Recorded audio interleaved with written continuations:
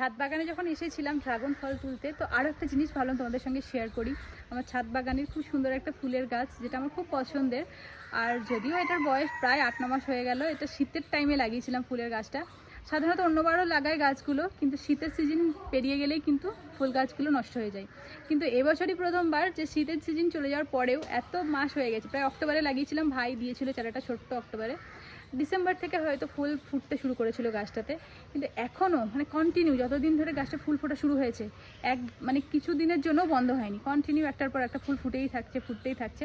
দুটো গাছ লাগিয়েছিলাম, মানে দুটো টবে লাগিয়েছিলাম এই গাছ দুটোকে, কিন্তু একটা টবেরটা নষ্ট হয়ে গেছে সিজন পেরিয়ে যাওয়ার পর, কিন্তু আরেকটা টবের কিন্তু থেকেই গেছে, আরও কন্টিনিউ কিন্তু ফুল দিচ্ছে। তারা তোমাদেরকে দেখায়।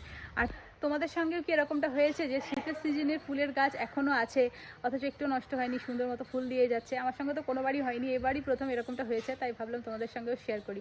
তো চলো তোমাদেরকে ফুল গাছটা দেখাই, যে কেমন কি ফুলের গাছ আর কেমন ফুল ধরে আছে এখন, তারা দেখাই।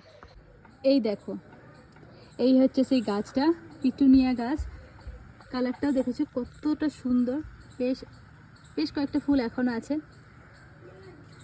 দেখো কুড়িও আছে, এগুলোও পরে ফুটবে।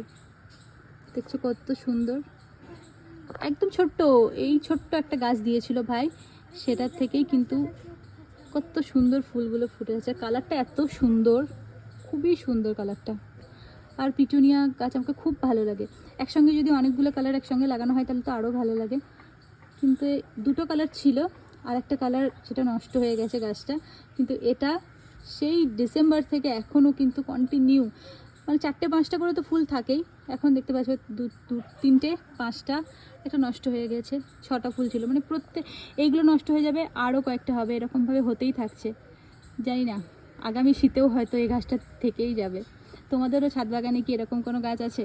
অবশ্যই কিন্তু আমাকে জানাবে।